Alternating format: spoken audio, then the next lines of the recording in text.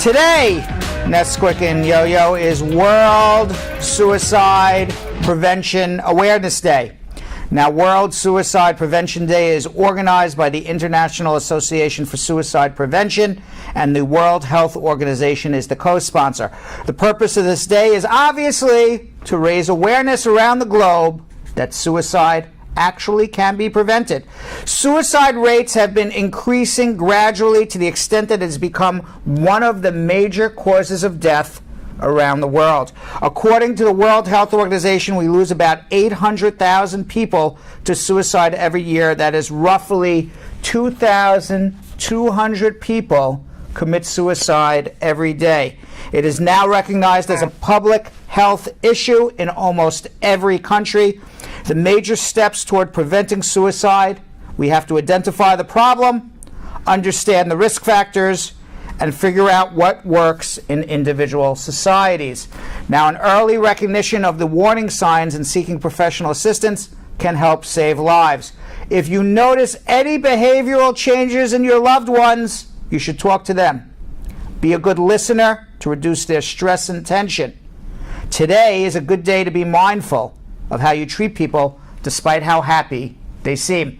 Now, in the past years, over 300 activities in around 70 countries were reported to the International Association for the Prevention of Suicide, including educational and commemorative events, press briefings, and conferences with Facebook and Twitter coverage. But because we're dealing with a pandemic and it is harder to do face-to-face meetups these days, many took to Twitter using hashtag World Suicide Prevention Day to share thoughts on the day and offer words of support to others.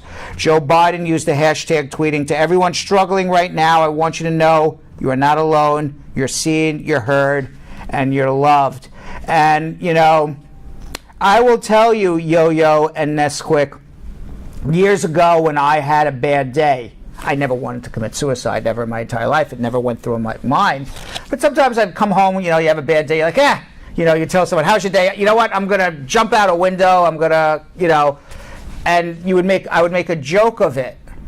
But it's not, you know, as I've gotten older, more mature, wiser, grayer, I've realized it's not something to be joking about, because people come home and really feel that at the end of the day. I just saw the statistics, 2,200 people. I don't make that joke anymore.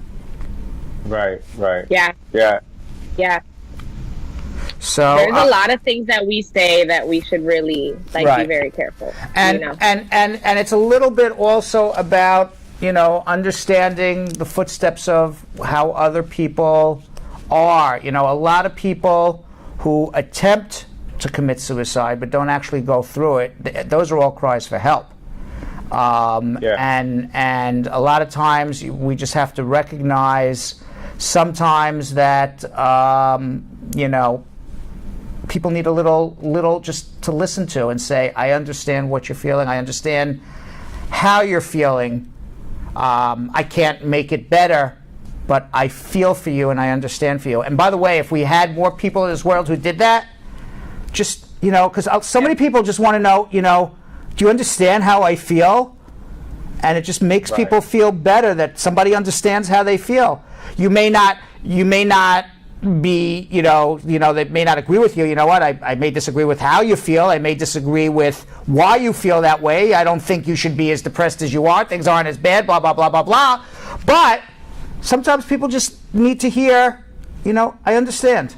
I understand." Yeah. Well, what I would like, you know, a lot of people to realize, especially, I would say, you know, people of different cultures, because I know there are a lot of people that say, you know, "Oh, it's a sin to commit suicide," or, "Oh, it's very selfish to commit suicide." But, you know, sometimes you have to understand it's also a chemical imbalance.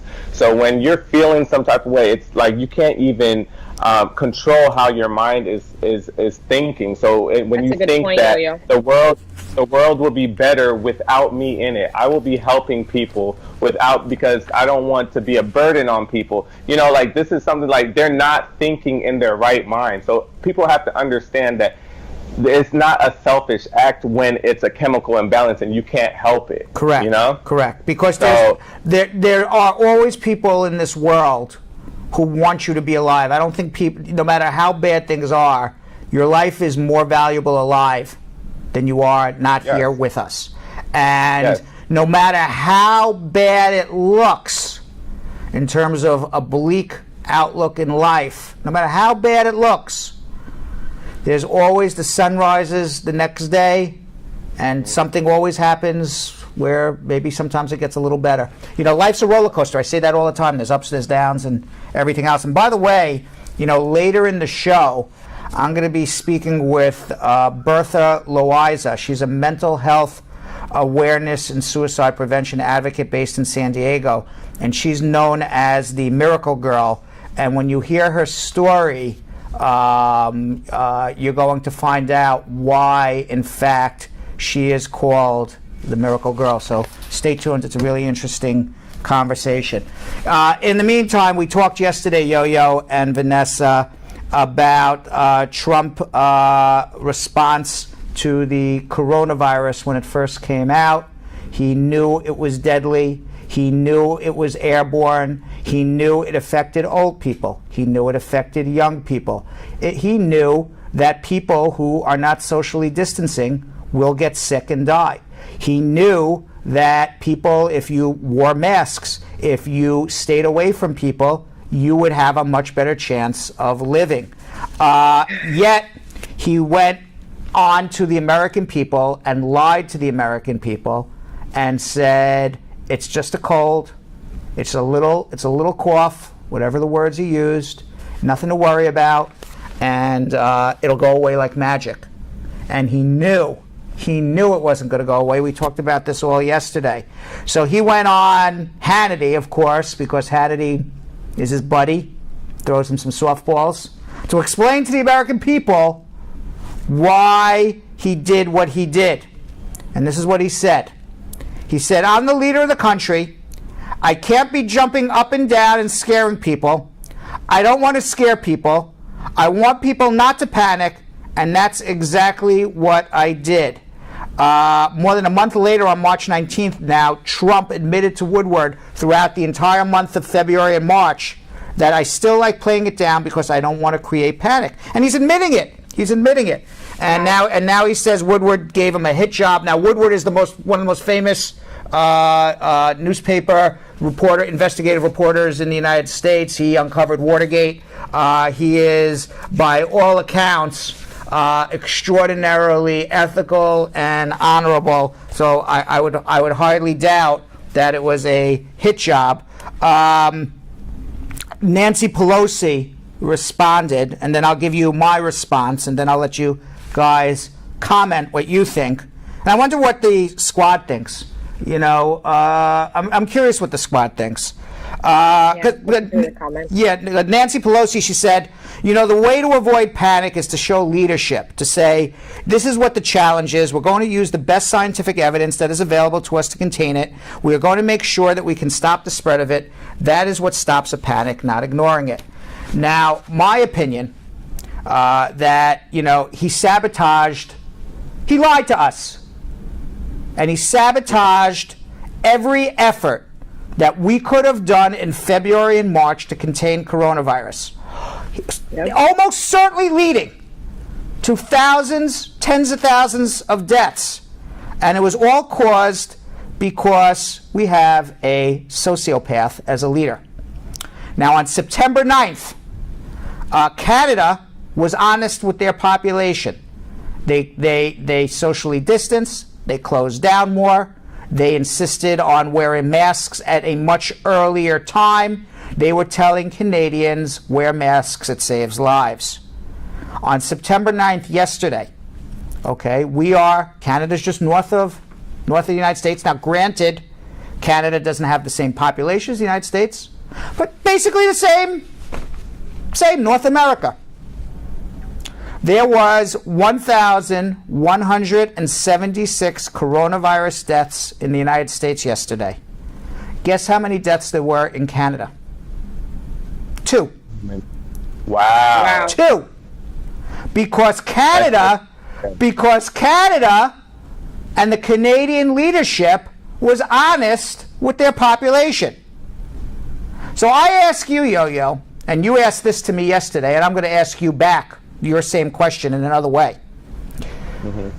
When someone's actions lead to the death of another, okay, whether it's intentional, negligent, manslaughter, we evaluate that person's intent under the law. When somebody gets arrested because somebody got killed, we say, what was in that man's mind or that woman's mind? Did that man or woman intentionally kill somebody? Did they negligently kill somebody?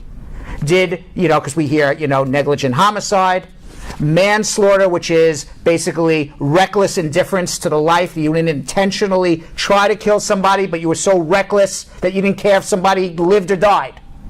It's like somebody just kind of like robbing a bank and coming out and shooting a gun around to say, get out of my way. Wasn't really pointing at anybody, but knew people were going to die. We evaluate that in our court system. What was that person's intent? What was the state of mind? And we do that in order to assign blame. Did you kill somebody? Was it intentional murder, manslaughter, negligent homicide? Now, when President Trump's actions admittedly lead to the deaths of thousands and thousands of people that could have been prevented, and we see the difference between Canada and the United States, should we be doing the same thing? So what would the benefit be of, if that was his intent to kill off all of those? Well, I'll tell you what it was. He was coming up on an election year. And what Donald Trump wants more than anything else is a booming economy. He's a businessman. He decides for 4 years, he determined his worth as a president of the United States of America based on how the stock market did. Stock market's up, I'm a great president. Stock market's down, I'm not so great. He based his worth on unemployment. He brags he's the best president for the African American population in the United States because just happens that the African American unemployment rate was low while he was president. He doesn't say that, by the way. It started going down as a trend when Obama, and he took over the trend that Obama started. He doesn't do that. And obviously there's a lot more to whether somebody has a job or not, whether you're the best friend to the African American community. But that's what he valued. Okay? And if he told people the truth in February and March, people wouldn't have been going on cruises. People wouldn't have been going to restaurants. People would not have been congregating at clubs and bars.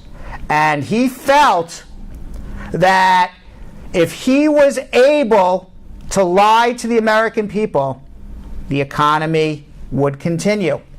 But what we have learned, Jonathan, Yo-Yo, Elias, and Vanessa, you can lie to yourself. You can, and by the way, everyone says, is he a sociopath? Because I called him a sociopath, and maybe he's not a sociopath, because a sociopath is somebody who believes their own lies. He knew he was lying. He says, yes, I admit it. I knew everyone was going to die. So he's really not a sociopath. He's really just a liar. Because he knew people were going to die. But the point I'm trying to make is that you can lie to yourself. You can lie to the American public. You can lie to Vice President Pence. You can lie to Congress. One thing you cannot lie to, you can't lie to Mother Nature. Mother Nature doesn't fall for political rhetoric. Mother Nature does not listen to Donald Trump. Okay? Mother Nature is going to do what Mother Nature is going to do no matter what Donald Trump said. And that's why he is going to go down as the world's worst president ever in the United States of America. Besides the fact of Charlottesville, racial tensions, and everything else, what it really comes down to is you can't lie to Mother Nature. Nope. And you want to know why? And if you don't say, okay, it's coronavirus, go look at the fires in California right now. We keep pumping gas out. We keep raising the temperatures of the earth where we live. Mother Nature's going to do what Mother Nature's going to do. You don't lie to Mother Nature. So he was stupid, because had he done what he was supposed to do, our economy would be better today, and there would be more people employed today. Yeah, that's a fact. So you ask why he did it. He did it to save the economy, but you can't fool Mother Nature. Isn't that a commercial? You can't fool Mother Nature, or that was a television show or a movie? I just know that line. You can't fool Mother Nature. I don't know where I got that from. Right? Withholding information from the public, like, that's just crazy. And this is the person that we're supposed to trust on all aspects, you know, for our safety, to support our troops, like, moving forward. And people really consider re-electing this person. Noted. Now, that's not, by the way, the only things that were uncovered in this book by Woodward called Rage. He also provided a window into Trump's thought about his dealings with Kim Jong-un in North Carolina, as well as his dealings with the Black American community here in the United States of America. Let's talk quickly about Kim Jong-un. Trump and North Korean dictator Kim Jong-un, they had a love affair with each other. Trump described letters that he received from Kim Jong-un as, quote, love letters. And Woodward writes they show a diplomatic courtship that moved Trump from taunting Kim as Little Rocket Man. Remember that? We thought we were going to have a nuclear war, and threatening fire and fury, to become the first sitting U.S. president to meet with the North Korean leader. In his letter to Trump, Kim addresses him as Your Excellency and punctuates them with very flowery prose. Kim wrote to Trump on December 25th, 2018, following their first meeting, "Even now I cannot forget that moment of history when I firmly held Your Excellency's hand at the beautiful and sacred location as the whole world watched with great interest and hoped to relive the honor of that day." Now, everybody told Trump, don't meet with him because you're giving Kim legitimacy, Kim Jong-un legitimacy. Trump says, well, what do I have to lose to meet with him? It's just a meeting. That's basically really what it came down to. And, Woodward writes, we don't even know if Kim Jong-un even wrote those letters. Maybe it was somebody, one of his assistants who was better at writing than Kim Jong-un.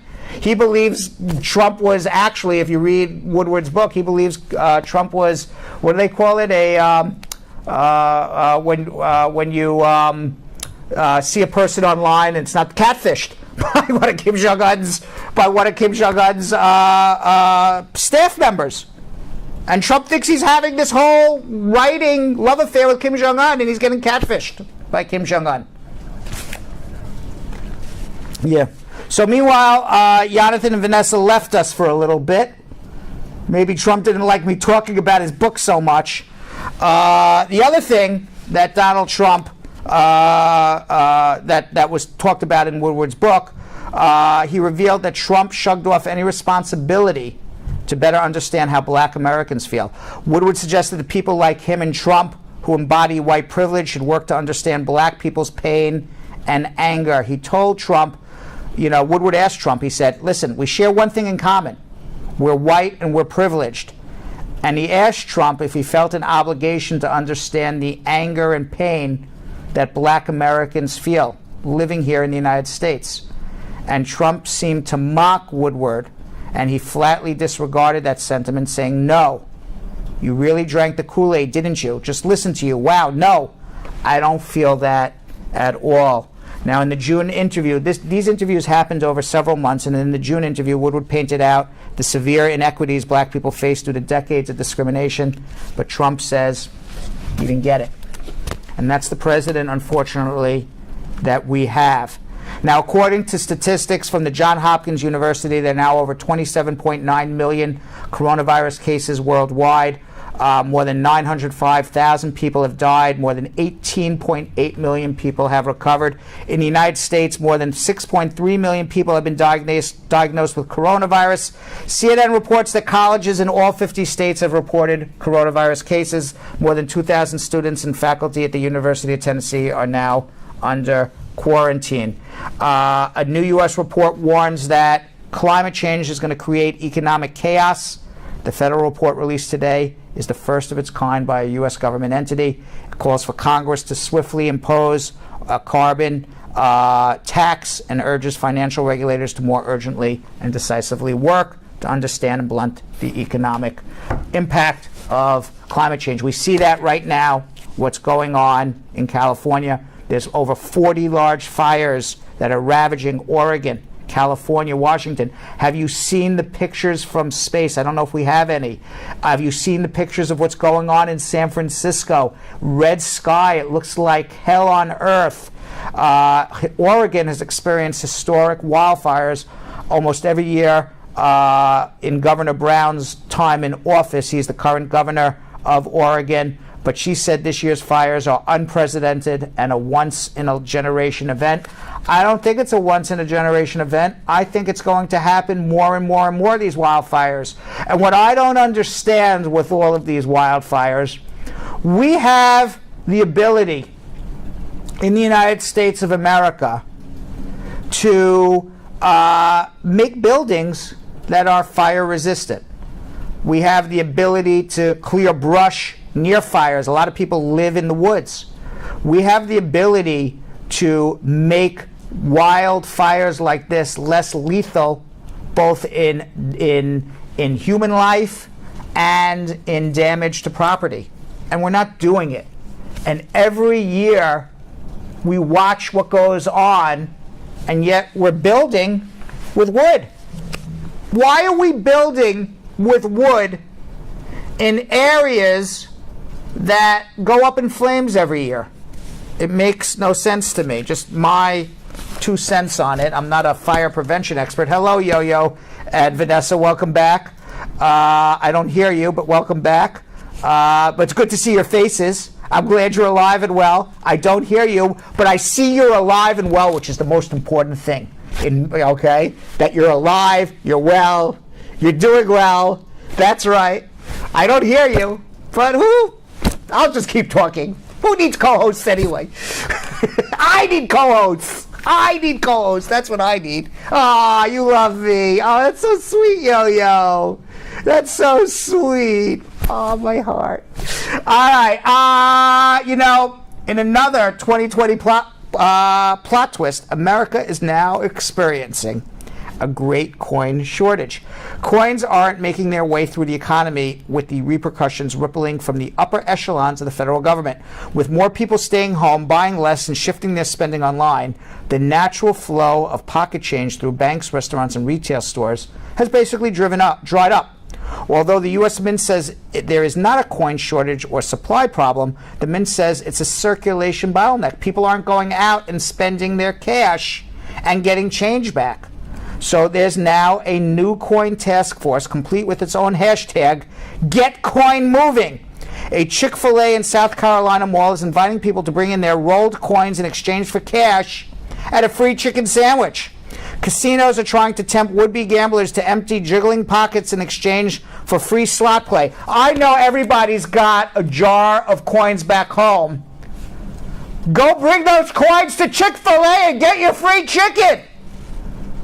Now, for its part, the U.S. Mint is actually on track to produce more coins this year than it is almost in 2 decades. But you can imagine everyone's staying home, though, but there's the coin shortage because everybody is staying home. Crazy, crazy, crazy. Meanwhile, it is Wacky News Thursday. Yo-Yo and Vanessa, I still don't hear you, but you could laugh. Damn it. You could laugh at all the wacky news. There we are. Wacky World News Thursday. All the wacky news from around the world. Now, an 80-year-old who went missing while hiking in northeast England had an emotional reunion with his family when he turned up as police were making a public appeal to find out where this guy was. He showed up to his own press conference about his own disappearance. Harry Harvey, you can't make this up, was reported missing around 1:30 p.m. on Sunday after he was separated from his walking partner the day before while hiking in the Yorkshire Dales during bad weather. A major search involving police, the Royal Air Force, the whole country was looking for this guy. Police had said that Harvey was an experienced walker, but they were extremely concerned for his welfare due to the length of his disappearance. Now, on Tuesday morning, a wildlife photographer saw Harvey waving at her near the village Keld, which is roughly 6 miles from his last known location. His family was set to hold a police media appeal later in the Tan Hill Inn at that same town. As the meeting was about to start, and as they were saying, "Have you seen this man?" he shows up at his own press conference and says, "I'm here." In an interview after his arrival, Harvey, with a bandage across his forehead, said that he'd been caught in a heavy hailstorm and gale winds when he was separated, but I guess all's well that ended well. Meanwhile, a Chinese martial artist, he uses nunchucks to light 21 candles in 1 minute. Wow. This guy in 60 seconds. Now that is a speed round. In 60 seconds, this guy lights 21 candles using a nunchuck. I could barely answer 9 immigration questions in the same period of time. Chinese martial artist broke a Guinness Book of World Records when he used his nunchucks to light 21 matches in 1 minute. I don't know how he does it. Do we have a video of that? Shanghai martial artist Ji De Zhang, 28, who previously broke Guinness records for using his nunchucks to extinguish candles and unscrew bottle caps, made it into the record book for a 3rd time by using the weapon to light 21 matches in 60 seconds. Do we have a video?